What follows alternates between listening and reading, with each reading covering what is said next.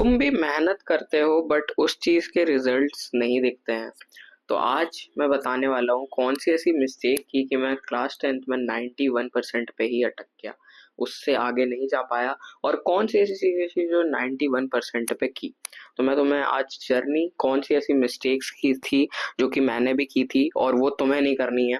और आज मैं एक बहुत सीक्रेट थिंग्स बताने वाला हूँ कि तुम टॉप कैसे कर सकते हो। वैसे तो 10th उतनी मैटर नहीं करती है, बट स्टूडेंट ही समझ सकता है कि भाई 10th उसके लिए कितनी मैटर करती है।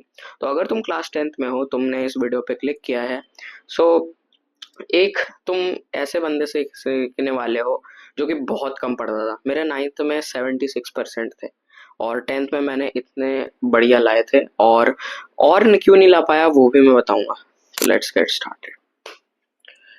तो मैंने कुछ पॉइंट्स लिखे हैं, मैंने अभी लिखे हैं।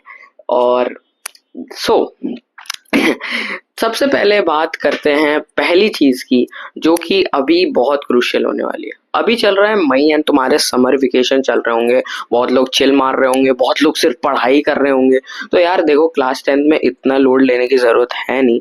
बट एक चीज है जो तुम्हें मैं बताना चाहता हूँ, never waste your summer vacation. अगर तुम्हें भी नहीं पता चलता, मन नहीं करता, तो देखो यार, तुम्हें ज्यादा नहीं पढ़ना है। तुम्हें बस अपने एक सब्जेक्ट को फोकस करना है जो तुम्हारा वीकेस्ट है। जैसे कुछ लोगों को मैथ्स, एसएसटी, कुछ भी वीक लगता है उसको बस स्ट्रॉन्ग कर लो। या तो मैथ की पूरी आर डी शर्मा निपटा जाओ या पूरा सिलेबस कर लो। देखो यार, बहुत छोटा सिलेबस है ना, लगभग 50 दिन 60 दिन का। तो अगर तुम मैथ्स में तुम्हारे 14 चैप्टर हैं, तो 6 चैप्टर को भी मास्टर कर लेते हो ना, आप आर डी शर्मा लेवल तक ले जाते हो, तो आपको बाद में कोई दिक्कत नहीं होगी। आपका स्कूल कहेगा कि भाई तेरा सिलेबस बहुत जल्दी जाएगा और तुम मास्टर कर लोगे, और 11th 12th में भी कोई दिक्कत नहीं आएगी, और मैथ्स बोर्ड एग्जाम में भी दिक्कत नहीं आएगी। क्योंकि मेरा टाइम पे जो है 2026 में मैंने दिया था इसी साल, तो बहुत डिफिकल्ट आया था पेपर। ठीक है, और धीरे धीरे सीबीएसई 2000 लेवल ही बढ़ा ही रहा है। 2025 का भी हार्ड ही आया था। तो तुम बस ये फोकस करो कि भाई तुम्हें स्ट्रॉन्ग करना है हर एक सब्जेक्ट, क्योंकि धीरे धीरे सीबीएसई हार्ड कर रहा है। 9th में भी पता नहीं अभी एडवांस बेसिक क्या निकाल दिया, 10th में तो अभी नहीं हुआ है शायद, लेकिन अगर हुआ तो भाई हार्ड तो आएगा पेपर ही, चाहे तुम बेसिक मैथ्स के हो चाहे स्टैंडर्ड मैथ्स के हो। पहले कोई इसको मान लेना कि भाई अगर तुम्हें अच्छा स्कोर करना है तो तुम्हें कॉन्सेप्ट्स पे जाना पड़ेगा। तुम अगर रट्टा मारते थे मैथ्स का तो कुछ नहीं होने वाला। एंड सेकंड चीज जो अभी मैंने बोला कि मतलब फर्स्ट चीज तो ये है कि never waste your summer vacation. एक सब्जेक्ट उठाओ और उसे मास्टर कर लो। तो मैं 6 चैप्टर ही पढ़ूंगा मैं पूरे 50 दिन में, हाँ, लेकिन वो 6 चैप्टर भाई कहीं से कोई भी क्वेश्चन सॉल्व करवा ले, चाहे एसएसटी हो या वो हो, कहीं से भी पूछ ले, मैं हर एक जवाब दे दूंगा। सेकंड चीज है, चूज अ प्रॉपर मटेरियल। मैंने भी एक गलती की थी, मैं क्लास 10th के जर्नी पे जो बताऊंगा कि भाई मैं एक प्रॉपर मटेरियल नहीं जाता था। और बहुत सारे बच्चे, मैंने स्टडी व्लॉगर्स को देखा है, वो लोग ऑफलाइन कोचिंग भी जाते हैं, फिर आके ऑनलाइन लेक्चर्स भी देखते हैं, और फिर एक मटेरियल पे स्विच नहीं करते। उनने आरडी भी ले रखी है, आरएस भी ले रखी है, वो फलाना बुक भी एडुकार्ट की भी ले सकी है, पीडब्ल्यू की भी लेती है। भाई इतने बुक्स नहीं चाहिए होते हैं, और वो चीज बाद में जाके आपको कंफ्यूज ही करेंगे। लोग खुद के भी नोट्स बना रहे हैं, कॉपियां भी भर रहे हैं, और फिर हैंड रिटन नोट्स की बुक्स भी ले रहे हैं। तो ये चीज नहीं, अपना एक डिसाइड कर लो कि भाई या तो एडुकार्ट नहीं तो पीडब्ल्यू, या जो भी मटेरियल है, ऐसा कौन सा अच्छा है कौन सा बुरा है, मैं कोई वो नहीं होता हूँ, सब अच्छे हैं।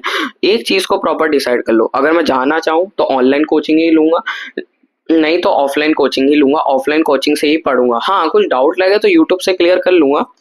बट भाई लोग पता नहीं स्कूल से आते हैं, वो ऑफलाइन कोचिंग जाते हैं 3 4 घंटे, फिर 3 घंटे यहाँ के भी 9 10 बज जाते हैं, फिर वो थक जाते हैं, सेल्फ स्टडी कुछ नहीं करते, एक ही नोट्स को बार बार पढ़ते रहते हैं। तो ये चीज तुम्हें नहीं करनी है। तुम्हें बस हम एक ही प्रॉपर मटेरियल को फॉलो करना है, चाहे वो एडू कार्ट हो या जो भी हो। मतलब तुम अगर आरडी ले रहे हो तो भाई आरडी लो, ठीक है, एक डिसाइड कर लो। नहीं मेरा दोस्त आरएस ले रहा है, आरएस ले लिया, आरडी ले लिया, मैथ में ये करना जरूरी है वो करना जरूरी है, तो ठीक है। तो ज्यादा टेंशन मत लो। अगर तुम एनसीईआरटी को फॉलो कर रहे हो तो भाई एनसीईआरटी को मास्टर करो, बाकी ज्यादा रिसोर्सेज के फॉलो नहीं करनी चाहिए। ठीक है, मैंने भी कोई ज़्यादा रिसोर्सेज नहीं लिए थे। हाँ, मैंने क्वेश्चन बैंक ली थी, इसको मैंने यूज़ भी नहीं किया, मैंने सैम्पल पेपर्स बस यूज़ करे थे। तो वो चीज़ है, और ज़्यादा रिसोर्सेज से तुम्हें कन्फ्यूजन ही होता, और एंड रिजल्ट तुम बस थक जाते हो दिन भर में, एंड तुम्हारी पढ़ाई तुम्हें लगता है कि ओ भाई मैं 3 घंटे ट्यूशन चलेगा, हाँ 6 घंटे स्कूल चलेगा, हाँ 9 घंटे, और 3 घंटे मैंने लेक्चर 12 घंटे में पढ़ लिया, और 1 घंटा वो पीपीटी रिवाइज कर ली, वाह 13 घंटे में पढ़ रहा हूँ, कुछ नहीं होने वाला। अच्छा ठीक है, तीसरी चीज है how to watch lecture. Mostly लोगों को लगता है कि भाई मैं लेक्चर ऑनलाइन तैयारी कर रहा हूँ, या so this is me from the future, ये कैसी शक्ल है भाई। तो ये सब मिस्टेक्स मैंने भी की थी, मैं भी छापने लगता था, ये सब मेरी ही मिस्टेक्स है। तो आप लोग ये मत समझना मैं एडवाइस दे रहा हूँ, मतलब ज्ञान दे रहा हूँ। ऑफलाइन मेरे को समझ नहीं आता लेक्चर कैसे देखूं, कोई क्वेश्चन आता है तो मैं करता नहीं हूँ, ठीक है, और नोट्स कैसे बनाऊं, मैं हर चीज पे बात करता हूँ। पहली चीज, नोट्स कैसे बनाएं।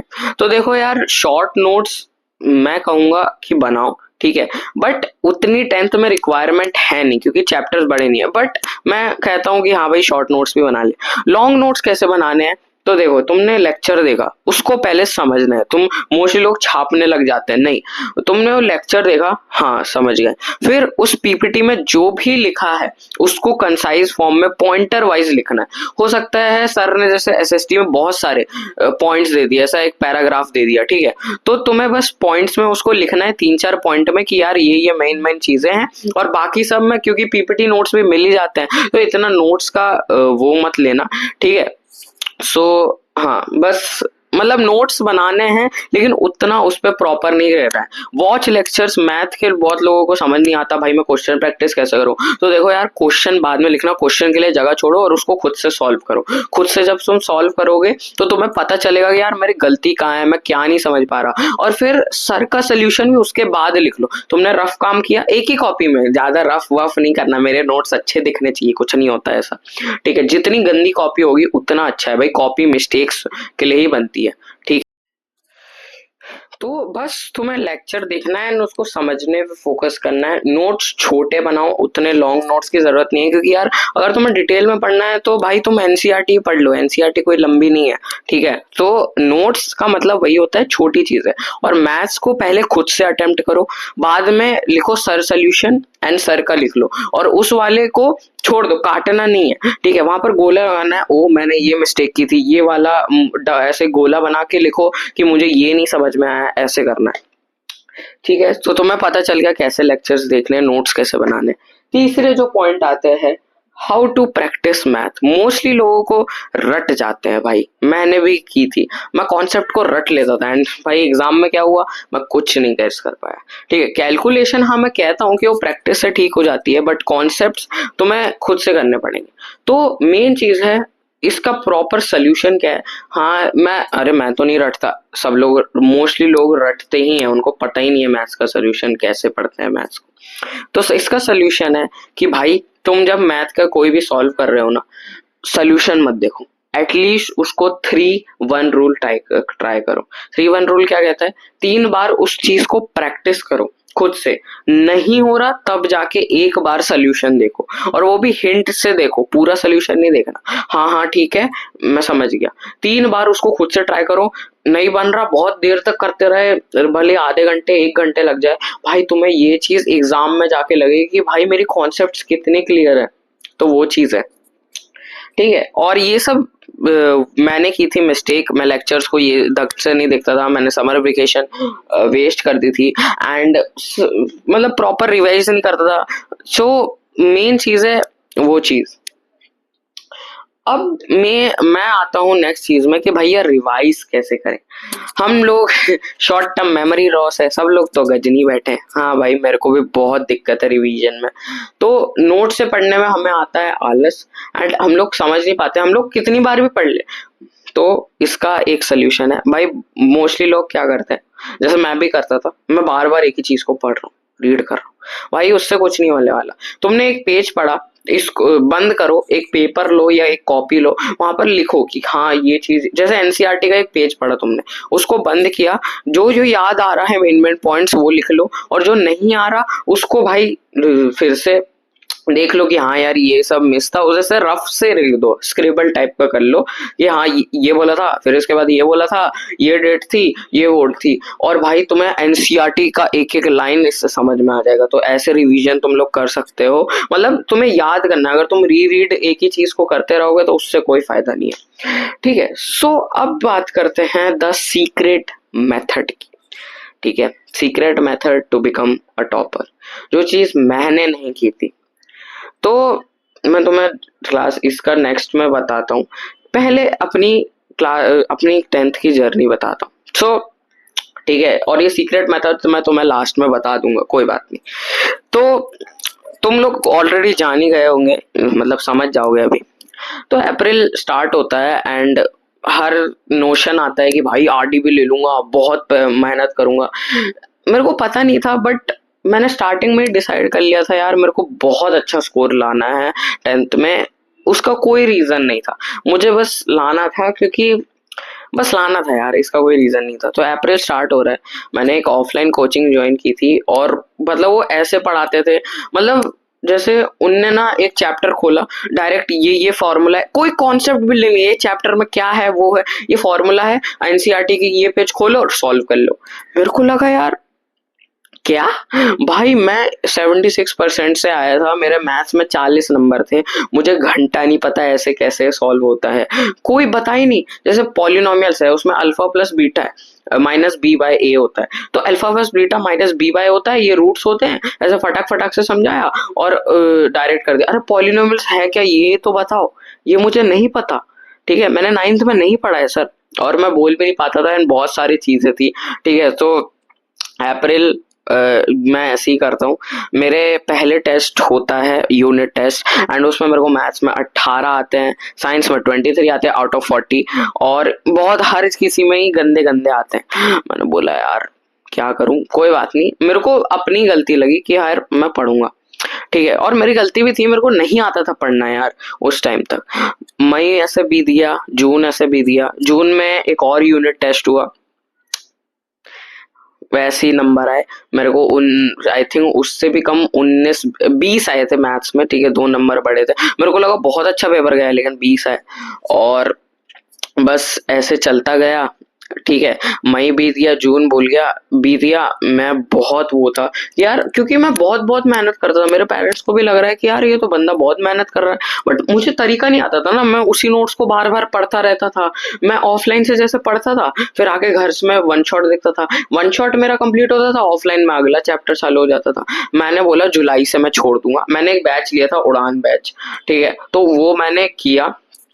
ठीक है, पीडब्ल्यू का तुम लोग बैच ज्वाइन कर सकते हो, बहुत बेहतरीन बैच है। लेकिन मैंने अभी बताया मेरे को पढ़ना ही नहीं आता था, पढ़ते कैसे।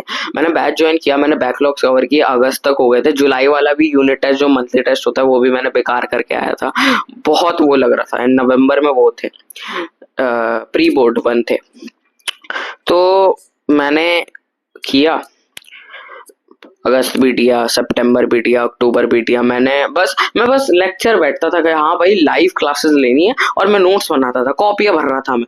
ठीक है, रिवाइज भले ही कितनी बार, एक भी बार नहीं किया होगा मैंने ढंग से, और बस नोट्स बनाता था, भाई मैं तो पढ़ रहा हूँ।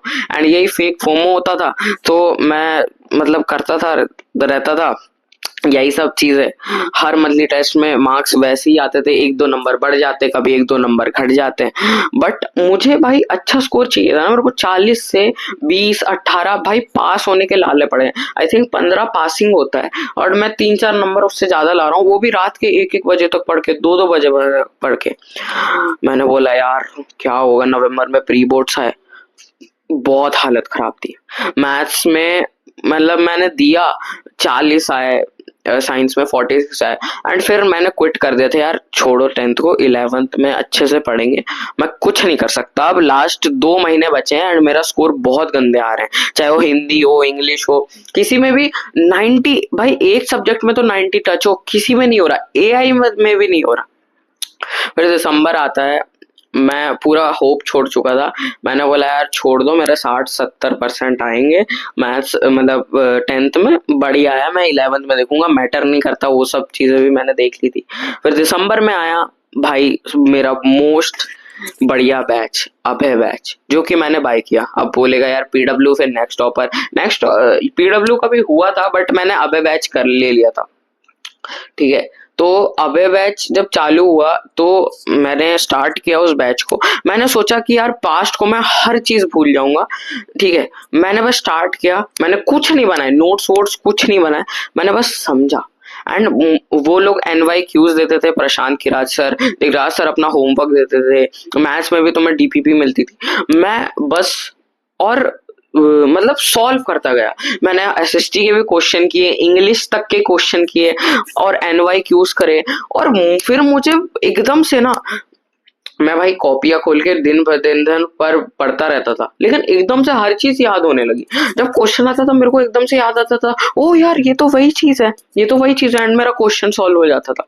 तो भाई 2 महीने मैंने बहुत प्रैक्टिस की एंड प्रैक्टिस ही करा। मैंने कभी नोट्स खोल के नहीं देखे। मेरे को रिवाइज भी करना होता था ना, मैं वन शॉट देख लेता था, वन शॉट देख लेता। मैंने नोट्स देखे ही नहीं क्योंकि मुझे बोरिंग फील होता था नोट्स पढ़ने से। दैट्स अ बैड थिंग, पहले ही बता रहा हूँ, ये भी एक मिस्टेक थी। तो जनवरी आई एंड भाई दिसंबर से जो कम बैक हुआ प्री बोर्ड 2 में, हर किसी में मतलब मेरे को 81-82% आए थे प्री बोर्ड्स 2 में। प्री बोर्ड्स 1 में मेरे को मुश्किल से 52 आ रहे थे। एंड भाई थैंक यू भाई अबे बैच अगर है तो। अबे बैच बहुत कम बैक हुआ था, मैंने हर एक टेस्ट दिए थे। मैंने सिर्फ क्वेश्चन प्रैक्टिस पे सॉल्विंग की थी, मैं सोल्यूशंस नहीं देखता था, मैं बस क्वेश्चन प्रैक्टिस कर रहा था।